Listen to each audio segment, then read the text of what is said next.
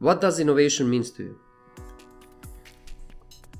Innovation means being able to accept that others are different and being able to accept that you are different.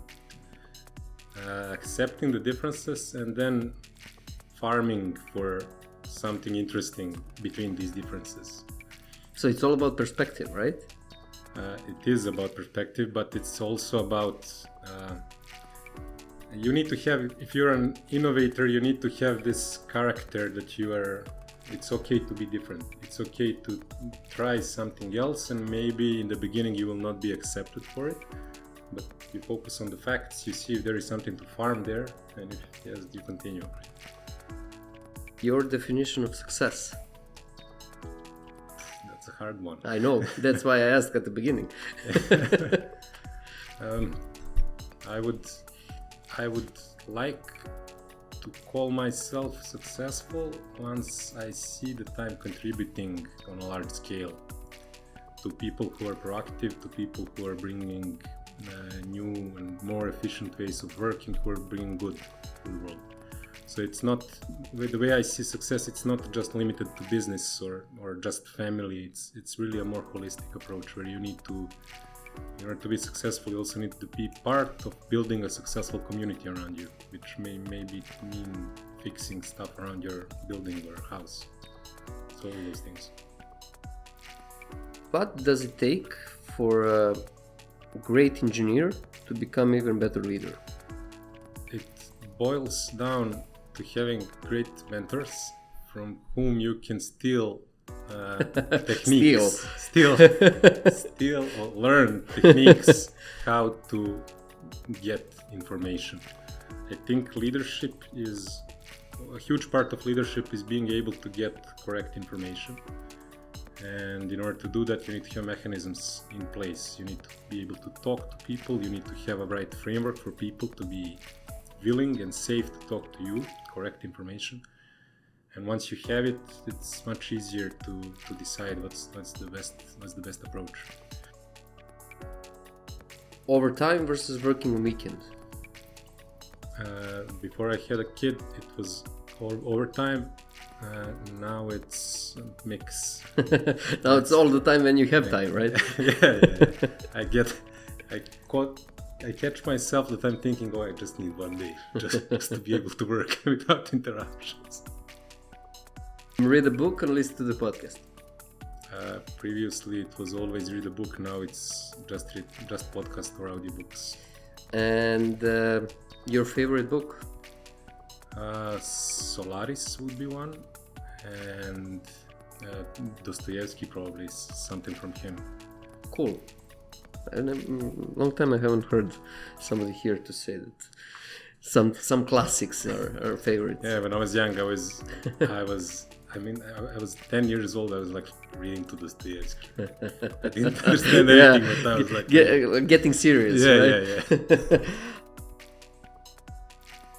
Most important personal trait in business? Trustworthiness, I think. Yeah. Why? There is a lot of noise and unknowns happening from the moment that you sit with a person and decide to do something to the moment where you have something on the table. And it's important that when you ask a person, for example, did you understand, do you agree, that you get the answer that's right? That you know you're on the right point and you don't need to touch that anymore. So in that sense, you need to build up this. You need to build up this through your deeds, right? And then you get to a point where it's extremely efficient to work. For people to work with you and for you to work with them, because you can easily agree and you can easily spot problems. So you can quickly fix. What's your biggest motivation? Joy of work.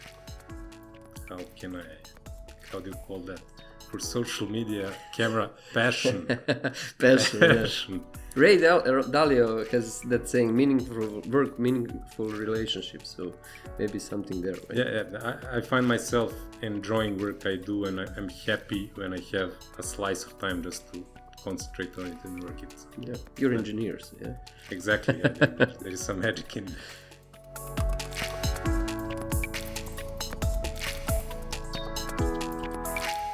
This is Chair, place where we discuss innovations, and today this is the subject that is all around us, even we don't know about that. Tokenomics. On this subject and some other topics related or non-related, I have a pleasure to welcome Ognjen Kurtic, co-founder and CTO of a company called Finspot. Welcome to Chair. Thank you, glad to be here. So first, what you guys actually do at Finspot? We are a fintech, and our mission is to help small and medium enterprises get control of their capital. We started, one of our co-founders, he was after faculty, he was running a family business. So he managed to see from that side how tough it is for a small company to get access to capital. You have banks, which are just not optimized for this sector, right? Because they're heavily regulated, and they need to employ the full mechanism of their control, even if it's corporate or if it's a really small business. So cost-benefit ratio does not exist, so they just ignore that sector. Maybe ignore is a tough word, but it's close to that. So he's seen the problem for that side. The other co-founder, he was working in a bank as a software engineer, and he saw how is bank approaching this field and why are SMEs ignored. And I'm a technical person, so I have a strong engineering background, and I was able to bring to that table knowledge on how to build systems that can help lend to these businesses efficiently. So yeah, we wanted to solve the problem for them so that they can get access to capital. To bridge that gap, right? Yes, to bridge that hole that exists in the market, where currently small and medium enterprises really are struggling to get access to capital. I know that recently you had something that is pretty similar to IPO, right? Yeah. So can you share that story, because I think it's pretty, especially for this region, it's pretty strange to hear that somebody done something like that. Yeah. So basically, we started the company. Our first product is factoring, invoice financing, and as we started to work, we bumped into the same issue that our clients are bumping into. That's access to capital. So we got to a point where we cannot grow. We need to decline clients because we don't have enough money to fund their invoices. And the reason being is that we are a young company. We are a startup, basically. Banks do not want to touch us. That's it. You don't have a chance, right? Yeah, you don't have 2 years of financial statements. You don't exist. So we were looking for funds, obviously, investments, VC funds, seed investors, and so on. But we bumped into an issue, and then we said, okay, we are selling ourselves as a company that's trying to solve these issues. So let's solve the issue for ourselves first. And we applied for an accelerator on the EU level. It's called BlockIS. That was in 2019, and it's under Horizon 2020 program to try to build up blockchain innovations in EU. And we won that accelerator with 9 other companies among a competition of around 150 startups from across Europe. Yeah, and they gave us an equity-free grant of 50,000 euros to build up this idea. And our idea was invoice tokenization. Basically, we would take an invoice, which could be subject to factoring. We would tokenize it, put it on chain, and then investors could let's say, seed it with money, right? That way a company could get financing. So we had that developed already through that accelerator, and then all of a sudden there was this law on digital assets that was being prepared at that time in Serbia. We read the draft of the law, and we realized that we could actually do this legally, something similar legally in Serbia. So early last year we wrote a white paper where we lay down all this mechanism with the idea to issue a token, which would be a kind of a digital bond, where we securitize parts of our factoring portfolio. So we basically slice portfolio in pieces, and we tokenize them and offer them to the public, so private individuals or companies. You as a person, as a private individual, you can buy a token, and by doing that, you're getting the right to share the profits that our factoring portfolio is making. A long story short, since that first version of the white paper, we went through a bazillion of iterations with lawyers, regulators, tax people, you name it. Yeah, I could imagine that, especially. Yeah, it was quite interesting. It's so interesting to be a pioneer in something, but on the same side, it's really challenging, right? I can imagine it's crazy because you're innovating somewhere where there is such a huge amount of regulation, or it's deregulated, but that's a problem as well, right? So yeah, it's a new field. So we even had instances where the regulator would say, when we ask, can we do this, and say, we don't know. But it was great working with them. We can get to that later. So yeah, we had an initial offering, security token offering in June this year. In June, 15th of June it started. And a month ago, right? Yeah, and it was finished after 14 days. It was a success. So we hope that we have opened now a new field for companies like ours to get to capital. Can you share some interesting story? You mentioned working with regulators.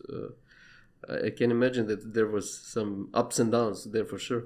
So yeah, it was for digital tokens under this law. It's the Serbian SEC, which is the regulator, right? And for cryptocurrency, it's National Bank of Serbia. National Bank of Serbia is a lot more traditional regulator or body than the SEC. And we luckily worked with the SEC, and I'm not sure how to put it best, but it was amazing how well we collaborated with them. Beforehand, I would say, you're talking to a regulator who never knew anything about it. And you imagine bureaucracy and procedures that are there without end goal, right? Yeah. It was really a surprise. We get into a contact with the person who was leading the team responsible for tokenization there in SEC. We met in person. She was really interested to hear about the project. She was really interested to try to help so that we can get this going. On the same side, she was also really strict about you need to follow the law, there are no shortcuts and so on. So really an example book regulator. And it went pretty well. We were thinking that it's probably going to take like 6 months or 10 months just with the regulator, but in the end, I think it took around 4 months with them to finish. From the first idea until we had an approval. Doesn't sound bad. That's great. Great. That's really good. I think this is the great introduction for our main subject. So, economy behind cryptocurrencies, like Tokenomics. So, I love the name actually. Let's try to demystify blockchain today, right? And to me, in the first place, and to our viewers and listeners. So, what is tokenomics, and why is it that important? So basically, each blockchain or each token, it's a set of different players. It's a network of nodes who all need to be incentivized in order to keep the network going, right? And tokenomics is all about trying, when you're building a new project or a new token, trying to take into account all the economic factors, all the human motivational factors, or the security factors, any factor that you can think of actually when you have people interacting with value in an economy, and trying to model that project in such a way that everybody is incentivized so that the network is running, it's afloat, and it's producing some kind of value. It's crazy hard to do it, right? Because people are questioning if economics is actually a science, right? Yeah. So it's some kind of alchemy, right? Yeah. So it's really crazy hard to do, and there are a lot of factors, and you are basically doing it on a global level. So you're also taking into account nationalities, different cultures, different jurisdictions for regulation, and so on and so forth. Trying to build a robust system that can, work while everything is green, right? Everything is up, but also work what's happening when there is stress on the system. And so far, probably the best models are now already the old ones, such as Bitcoin and Ethereum, but there are constantly new models coming up. Yeah. Basically, as I did a bit of research, I read somewhere that tokenomics is like game theory in action, right? And is that really simple? At the end, you can create any rule, right? And in terms of game theory, and test that in real life. So there are no boundaries what you can produce. Is it like that, or you can? I mean, boundaries are obvious, right? Yeah, in a sense, you have a model. You need to. Yeah, you need to have people who are incentivized. You need to have positive incentives and so on, mostly. But yes, you can try to play around with the rules, right? Yeah. You're introducing a new kind of token. This token represents a new kind of asset or a new value, right? It's tokenizing whatever asset you can think of. We can get to the examples later. And how are now people who are interacting with it, how are they going to protect its value, and how is this value going to rise?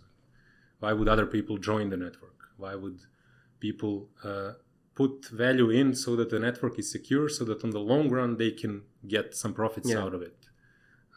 What happens if there is a split in the community because of whatever, and suddenly you have 60% here and 40% here, or something like that? How do you model all how you manage things? that? Yeah, exactly. So we are coming to the subject of governance there. How to govern in that kind of environment? What are the boundaries? What are the challenges? It's when blockchain gained popularity, you heard a lot about decentralizations, right? You heard a lot about DAOs, so decentralized autonomous organizations, right? It sounds good on paper. Mm-hmm. It's like always, right? Yeah, I think that model is really, really, really hard when you're dealing with facts on the ground. So let's say you build a protocol, and this protocol now has in it value of, I don't know, $40 million in tokens, right? And you have a DAO who is controlling that protocol. So in order for something to happen, at least 7 out of 10 need to agree, right? And then you have a hack of the protocol, and you have 5 minutes to react, or minute and a half to react. Make decision and react. So are you decentralized or centralized at that point, right? What's better? And it's there was this utopian view, I think, that decentralized is going to solve everything, and now people are slowly coming back. So now you have protocols who actually have an integrated kill switch, which can be done by the core team without the community, which in my view makes perfect sense, but it's not decentralized. So it's a hard question to answer. A lot of protocols now are when you try to build a new protocol, you're trying to build a community around it, right? Because you want the following, you want this to grow, and in order to involve the community, to get that support, you need to involve them. So you need to have some kind of voting. Should we go this direction or this direction, and stuff like that. And this part of decentralization is happening quite a lot. So you can, if you go to a forum of any protocol that's now gaining traction, you can see that they're having voting. People are voting with their tokens and so on. So that seems to work. But you still need to have switches for. Let's fall back to centralized control because it's efficient. It's more efficient. It's natural. Not everything is decentralized in nature. There are centralized systems for a reason, right? So it's probably, as always, it's a mix. Just to go back to tokenomics itself, there is like some pillars of it, and we are talking about mining and staking yields, token burns, limited versus unlimited supplies. Can we touch base on all of those just to give them more context of it and how to function and what are the correlations between it? So basically, these are all mechanisms that then incentivize in different players in different ways. When you talk about mining, this is basically a reward that you can get in those tokens for participating in making the network safe. So basically how Bitcoin works, that the first, let's call it blockchain, is that you have miners who are trying to solve a puzzle. Nothing more than that. They're just trying to guess a number, literally. And they need to employ a lot of computing power in order to be able, it's a hard puzzle, so they just need to try 1, try 2, try 3, try 4, until they get a number. And when they get the number, this is proof that they actually used quite a lot of power. So when you get a puzzle, that means you had to use a lot of power to do it. Basically putting the number for the energy that you consumed. Exactly. So if I'm able to produce a solution to this puzzle, this is enough proof that I had to use a lot of energy to do it, right? So that's why it's called proof of work. This is proof of work. And through all this work, you are protecting the network, because if somebody wants to do a fraud, he needs to put at least same amount of work, right? Yeah, or more, right? And if you have a bazillion of nodes who are competing honestly, then you need to go bazillion and one to be the one who is able to be dishonest. And you incentivize that through that's why it's called mining. For that reward for that proof of work is that you get a token. And that's your reward, right? And that's you're mining for that token through putting that work in. When you're talking about staking, now staking is on the next level. The migration from proof of work to proof of stake for Ethereum is going to happen hopefully in September or October. The team is betting on that. What that means? And staking basically means that instead of having this proof of work, where that means that you used a lot of energy, you say, okay, I have already a lot of tokens and I'm staking them. They're at risk if something bad happens, which means I have a proof of stake. I have skin in the game, basically. With this, you don't need all that energy. You're much more efficient. You can be much more faster and so on. There is the issue of centralization potentially. Big players have a lot more stake, meaning getting more rewards. But that's a completely different topic.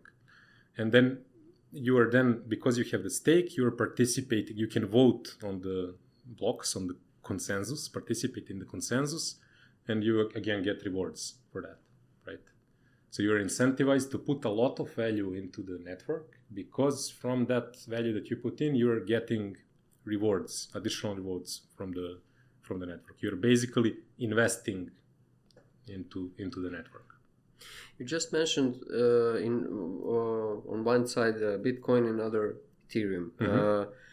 Can we do some comparison throughout different aspects of tokenomics to see what are the differences? Maybe it's the best way to learn through comparison of those two. So maybe some other third one.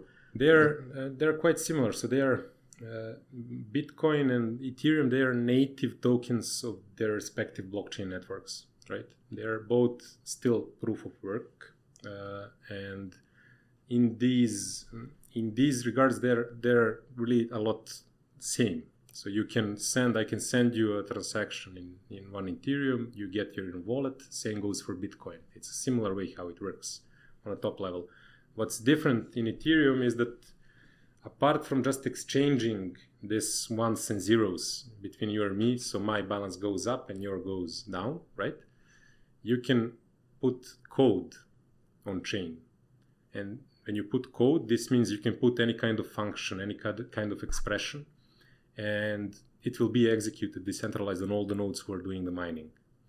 And through that code, you can change some state inside the blockchain, which is not just that up and down value of the token itself, but it can be something else. You can write names to it. You can write texts, right, with everyone, which means that you can actually support applications. It's called decentralized applications. You can support behaviors that are not just exchanging value. And that's this huge improvement from Bitcoin to Ethereum, this innovation that happened that happen in that space. But when you want, for example, to compare, we can compare two coins. One is literally tokens that exist on the Ethereum network, so used for different things. So one is the Golem network. For example, what they try to do is they try to tokenize your graphic card on your box. You don't use it most of the time, or actually you do because you're in this business, but somebody is not using it at all. And then they realized there are people who need that resource, and they could pay you so that while your computer is idle or your graphic card is idle, it can be utilized. And shared economy, basically. Exactly. And to do that, they introduced a token. I think it's literally called Golem, which is then when you do some work in their network, you get that Golem token, right? So they use the token to tokenize a resource which is idle for you. You not use it, but somebody else needs it. And through the token, this is enabled, because otherwise it would be quite hard to do that through traditional means. Somebody's like, you're sending an invoice to somebody's paying that, right? This is the beauty of blockchain, is that it's a native currency of the internet. It enabled that, and that's the huge innovation. And then you can take another token, basic attention token. And what this thing does, it tokenizes user attention. These guys, they build a browser that as you go through the browser, you browse through the internet, you can select if you want to see commercials that interest you, and you get paid because you're spending time looking at some of the commercials. So they literally are tokenizing the value that attention exists that you have for the advertiser by somebody's looking at the ads. I mean, it's a little bit more complicated than that, but I just want to point out. Yeah, just to give the broader perspective. Yeah, and that's what tokens can do. You take an asset and you literally tokenize, you digitalize it, so to say, and you then integrate it into some broader network of participants who might have an interest, monetary interest in using that asset. You mentioned just now like more than a few different usages of the blockchain, Mm-hmm. right? And different use cases and so on. So, by your opinion, how long it will take until blockchain become completely integral part of our life? Where we are with that? But if you ask our investors, they already are using it. They don't know that they're using it, but they use it. One is regulation, of course. That's the first hurdle. It's happening. EU is now going to introduce, for example, overarching framework to solve how do you tokenize stuff, how do you deal with crypto, what are the taxes, to try to solve that on the regional level. I think the framework is called MITSA or something like that. MITSA. Yeah, something like that. When you say EU, I always imagine bureaucracy. So it's a bit when they are trying to define something, especially in this area, it's going to be tricky. But yes, but they're doing stuff. They're really doing it. You can see already the proposals. So it doesn't mean that they're all good, but something is happening. That's one thing. The other thing is accessibility. Now, blockchain came a long way since its beginning, where only nerds could use it, and now you can basically have a wallet app on your phone. You don't need to know how this thing works at all. You can just buy it with fiat. Yeah. Right? Just don't think about what is in the background, right? Exactly. Yeah. It's, for example, Revolut, the big app, neobank. They now have crypto in their app that you can buy. So these hurdles, as they go, you slowly and steadily. I mean, blockchain is already there. People just don't know it. Yeah. But it's just gonna come at one point. Like it's gonna be like mobile phones now are. For me, knowing this technology quite some time now, I thought it's gonna be faster. I didn't anticipate all the pushbacks and all the downsides and all the how do you call that? Negative to proactivity, being waiting for things to happen instead of approaching them. So yeah, I thought it's gonna happen Well, sooner than later. some crazy things happen in the world, right? So Yeah, that's true. that most probably influenced it. But right now we are how somebody's calling it's crypto is in crisis, right? When you're looking on the chart. So I saw the expression crypto winter is coming. Yeah. So what's your view on that? It's a great thing. It's good that it's happening. I mean, DeFi, the last hype was DeFi, decentralized finance hype, where people were expecting for I don't know what reason that they would get high returns on basically just nothing. And it really exploded. And then suddenly some of these pillars started to collapse, and then just everything fell down, right? And it's a good thing because it's cleaning up a lot of these projects, and then again you have an open field for quality projects to come out of it, and that will happen. The question is now, how long is it going to last, right? Yeah. Just one more thing that I wanted to add to the previous question or the previous answer. There is this tension that exists, right? You have this new technology that enables much better, more efficient, more transparent exchange of value, a native currency of the internet. And you have the traditional players. You have the national banks who have completely different set of motivations. They want to protect their economies. They want to make sure they are in control, right? So completely different set of values, and they're in friction, right? Yeah. And they see the technology and they see the benefits of that technology, but they don't want just to tell people, okay, you can now trade in Bitcoin, because then that means I'm giving my control, which is quite important. You need to have that control as a nation. So this is probably one of the bigger barriers why we don't have more acceptance. And now you have CBDCs, so central bank issued coins, tokens, that are probably going to become a big thing when national banks and those kind of institutions try to get into the space, but and pass that barrier, right? Yes, but implementing their own rules, right? Taking what they see best that's coming out of this technology and implementing that in that coin, avoiding the decentralized part because they don't need that, right? I saw that in South America, one country actually El did Salvador. yeah, it's a legal legal tender in El Salvador is Bitcoin. I think they adopted that last year. I saw that, especially now with the crisis, they came to this position that is not very favorable, right? But I mean, I hope they didn't spend all their money on that. Yeah.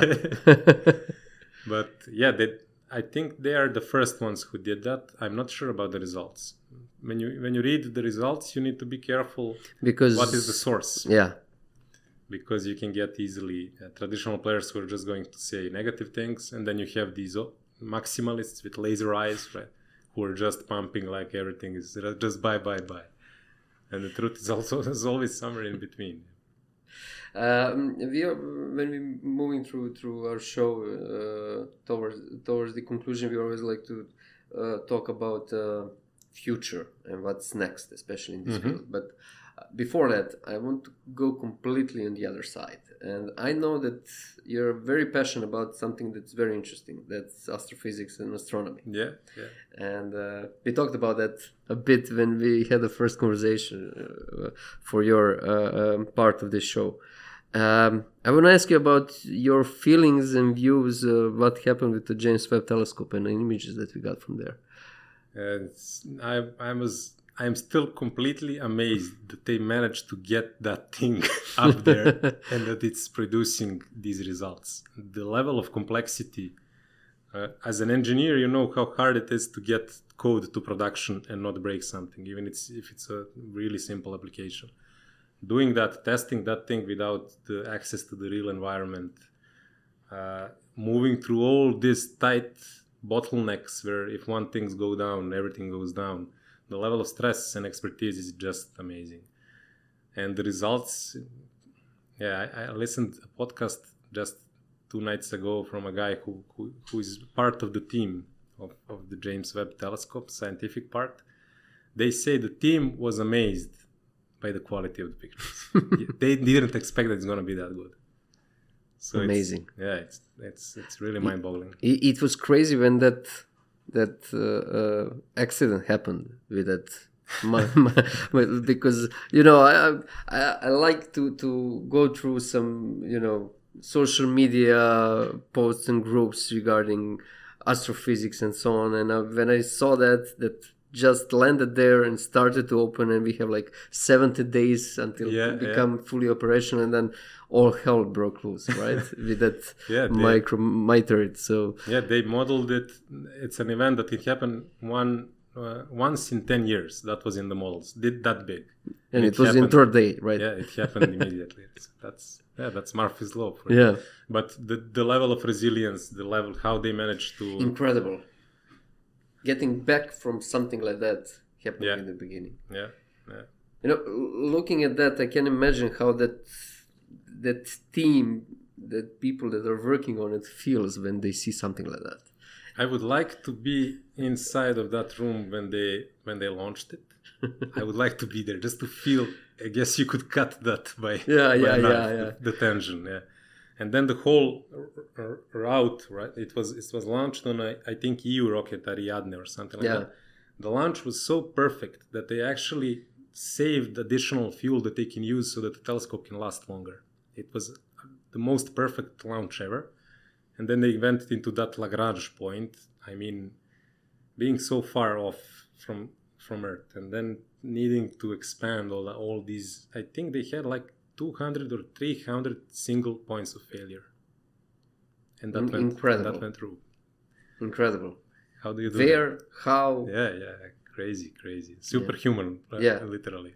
Yeah, with all the things that happening in the world, that is so inspirational, right? It's it at least for me, it makes you think that we are not that bad, even though when you're reading the news and everything, you say, what the hell is going on with this planet? But I think we are amplifying too much the other side. This side is the important side, and for me most interesting that will be coming from James Webb, it's not galaxies and stars, it's exoplanets' atmospheres, because it's actually so powerful that it can assess for some closer exoplanets, it can see what's the composition of the atmosphere. And there you can look for oxygen, you can look for various things that can show that this planet actually can support life, or actually it supports life. You can never have a definite proof just from the telescope, but you can get really close.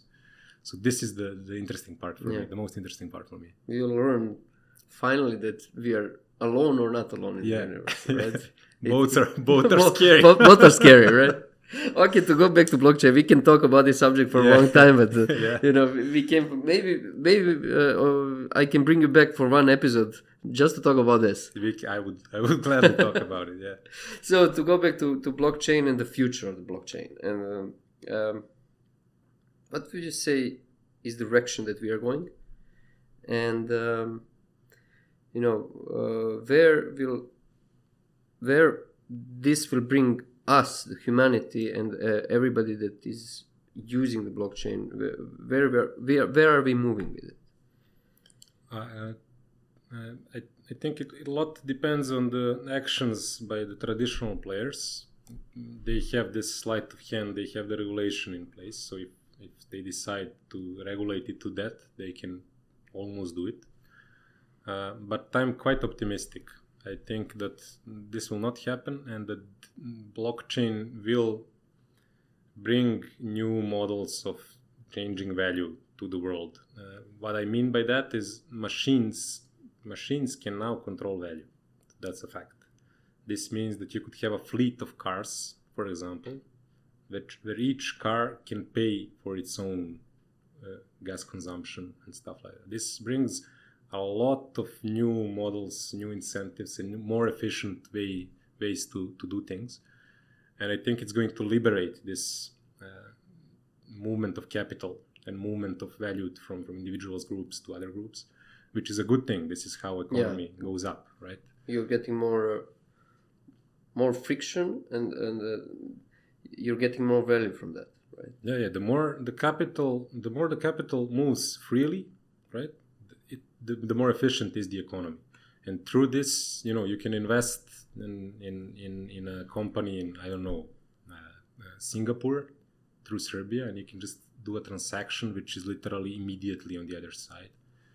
and you have a proof of it that's always there. So that means that a lot of bureaucracy that you previously needed to have, auditing and all that stuff, you can just forget about it. It's the nature of the technology is such that it's already there. Because it's simplified a lot, right? Yeah. So it's more efficiency, and I see blockchains just becoming the I'm going to repeat it for the third time and last time, the native way to transfer value over the internet. It somehow, when you think of it, it's like a natural addition to the introduction of a decentralized network such as the internet, where you could exchange all the information through different nodes, which created things that we are living now. And now on top of that, you add that now also value can be transacted in the same way. So that network is getting an and the same upgrade. speed. Same Basically, speed, what the yes. internet brought to us, it's a speed of communication that we couldn't imagine, right? Exactly. But now we can make that same speed for capital. Yes, exactly. Yeah. So that's a order of magnitude better than what we have now. And it's because of the regulators or these traditional players, it's maybe going to take more time, which is maybe a good thing, because if it's too hectic, you can expect some bigger cracks, right? And bigger problems. Exactly. So, but in the end, I think that's the way to go, and I'm really optimistic for the technology. I learned a lot today. Thank you. So did I. Actually, I'm going to call you again for a talk about space and James Webb. Yes, let's talk about aliens. We are going to talk about that for sure. Thank you so much for taking part in Chair. Thank you very much for the invitation. And for you out there, subscribe, and next Thursday, next innovation talk. This one was, I learned a lot. Hope you did. Thank you.